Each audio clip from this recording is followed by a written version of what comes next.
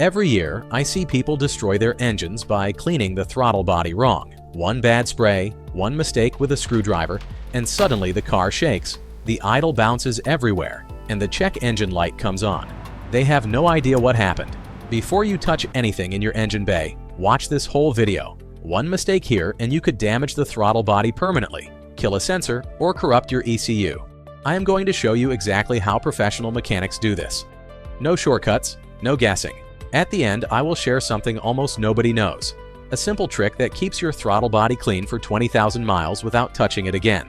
What is a throttle body anyway? The throttle body is the air gate to your engine. Every time you step on the gas pedal, a metal plate opens up. This lets air flow into the cylinders where it mixes with fuel and creates power. That metal plate is your throttle plate. It opens, it closes, it controls how your engine breathes. After 30,000 or 40,000 miles, carbon buildup coats that plate. Oil residue sticks to the sides, dirt accumulates around the edges. The plate stops opening and closing smoothly. Your idle becomes rough. Your throttle response slows down. You feel vibration at red lights. Eventually, the check engine light turns on. That is when people panic and start spraying cleaners everywhere. That is also when they make expensive mistakes. The 4 mistakes that cost people real money. Mistake 1. Spraying cleaner while the throttle body is still bolted to the car. The cleaner does not stay where you spray it. It flows backward into the intake manifold and gets sucked toward the oxygen sensor and the MAF sensor. You short-circuit these sensors. The car either will not start or produces white smoke from the tailpipe. I have seen this happen multiple times. Mistake 2. Not disconnecting the battery first. While you are touching the throttle plate, the motor is still powered. The ECU is still watching.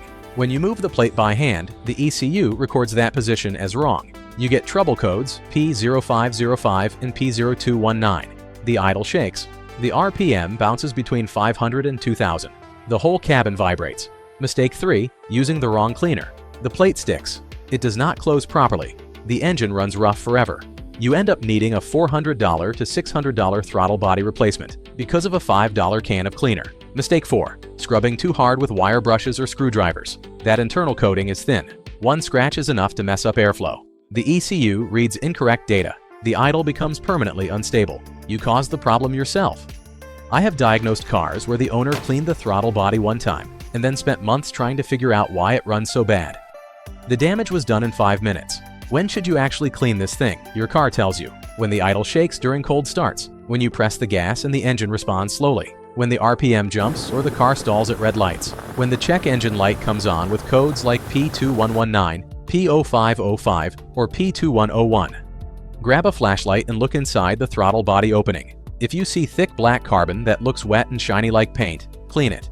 If the inside is shiny and the plate moves freely, leave it alone. It does not need cleaning yet. Now let me show you the right way. Tools you need: an 8mm or 10mm socket set to remove the air intake tube, a flathead screwdriver, a soft brush with natural bristles, not wire, a clean microfiber towel, one specific cleaner, CRC throttle body cleaner. CRC is designed for throttle bodies. It dissolves carbon without damaging the coating. Step 1. Disconnect the negative battery terminal. Use a wrench to loosen the nut. Pull the cable away from the battery and keep it separated. This prevents the ECU from recording incorrect data while you work. Leave it disconnected the entire time. Remove the air intake hose that connects to the throttle body. Loosen the clamp and slide it off. Here is the important part. Cover the MAF sensor with a clean towel. Just drape it loosely over the sensor. The cleaner can damage that sensor in seconds if it touches it. Make sure you are working in a well-ventilated area. The cleaner is flammable. Keep it away from any sparks or heat. Now comes the actual cleaning. This is where most people mess up. If your throttle body has a mechanical plate, gently open it by hand to about halfway. If it is electronic, ask someone to sit in the car and press the gas pedal halfway while you work. Do not force the plate if it resists. If the motor is too stiff, do not push it. You could break the motor inside. Here is the critical step that separates correct from wrong. Do not spray the cleaner directly into the throttle body. I know it sounds logical, but it is backwards. Spray the cleaner onto your microfiber towel instead. Make it damp but not soaking wet. Now use that damp towel to wipe the inside surfaces. Wipe the edge of the throttle plate where most carbon collects. You will see the towel turn black. That black is years of carbon and oil. If buildup remains stubborn, spray a little cleaner onto your soft brush and scrub gently in circles. Keep scrubbing until the surface becomes shiny. Do not use a wire brush. Do not use hard tools. Soft brush only. After you finish wiping, grab a clean dry towel and wipe everything one more time to remove residue. Then let it air dry for 10 to 15 minutes. Never flood the throttle body with cleaner. A few sprays are enough. Too much cleaner flows into the intake manifold and causes hard starting or white smoke. Once everything is dry, reconnect the air intake hose and tighten the clamp. Now reconnect the battery terminal and tighten the nut. But do not start the engine yet. You need to do one more step that 90% of people skip. Reset the ECU. This is why most people end up with a shaking idle after cleaning. When you clean the throttle body, the airflow changes completely. But the ECU is still using old data from before you cleaned. It keeps adjusting fuel based on outdated information. The air-to-fuel ratio goes wrong. The engine shakes, the idle jumps, error codes pop up. The fix takes 10 minutes and solves everything. Disconnect the negative battery terminal again for at least 10 minutes. This clears all the temporary data the ECU stored. After 10 minutes, reconnect it. Now start the car and let it idle without touching the accelerator for 10 minutes straight. Just let it sit and run. During this time, the ECU is relearning how to control idle with the new airflow. After 10 minutes, turn off the engine. Restart it. The idle will now stabilize completely. If you have a scan tool, you can speed this up. Select Idle Relearn or ETCS Relearn in the menu. The ECU relearns in about 30 seconds. But if you do not have a scan tool, the battery disconnect method works perfectly fine. This is the step people skip, and it is why they end up with a shaking car for weeks after cleaning. Then they blame the throttle body, or the ECU, or the engine. The problem with skipping a 10-minute reset procedure. If your throttle body is really dirty, if you see thick carbon that looks painted on, or the throttle plate sticks and barely moves, do not force it. Do not spray aggressively. That pushes the carbon deeper into the motor and sensors. At that point, remove the entire throttle body assembly. Unplug the electrical connector. Remove the 4 bolts holding it to the intake manifold. When you pull it off, you will see a rubber gasket. If it is dry, cracked, or hardened, throw it away and buy a new one. A new gasket costs $5 to $10 and prevents air leaks. This step saves you from vacuum leak problems later. Now soak the metal part in CRC cleaner for 10 to 15 minutes.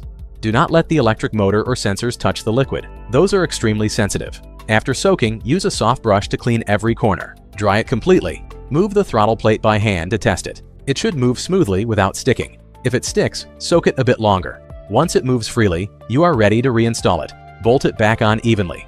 Do not over-tighten the bolts. Throttle bodies are aluminum. You can crack it if you torque too hard. Then reconnect the electrical connector and the air intake hose. Now repeat the ECU reset procedure. Disconnect the battery for 10 minutes. Reconnect it. Let the engine idle for 10 minutes without touching the accelerator. This lets the ECU relearn with the clean throttle body in place. How often should you do this? For normal driving, clean it every 30,000 to 40,000 miles or every 2 years. If you drive mostly in the city with constant stop-and-go traffic, or if your car has automatic start-stop, clean it sooner. Around 15,000 to 20,000 miles. Do it at the same time you replace your air filter and clean your MAF sensor. These 3 components all affect intake air directly. Doing them together takes advantage of the same work window. By staying on schedule, your throttle response stays crisp, your idle stays smooth, your fuel economy stays good. The secret that almost nobody knows. After you clean the throttle body and everything runs smoothly, spray a very thin layer of silicone coating around the throttle plate edges. This prevents dust and carbon from sticking as fast. It extends the time before you need to clean again. Some people go 20,000 miles without another cleaning because of this coating. It is a small trick, but it saves time and money. If you clean everything and the car still shakes or idles rough, the problem is not the throttle body, it is either a vacuum leak somewhere or a bad IAC valve. That is a different problem that requires different diagnosis. Here is what I ask: if this video helped you understand your car better, subscribe. New subscribers get videos every week about problems people actually face with their cars. Mistakes that cost real money. Fixes that actually work. Solutions that save you hundreds at the mechanic shop. Subscribe now and you will never waste money on a repair you could have done yourself. Thanks for watching. If you have questions about your specific car, leave a comment below. I read them and I respond. Disclaimer: this video is for educational purposes only. Always follow proper safety precautions when working on your vehicle. If you're unsure about any repair, consult a qualified mechanic.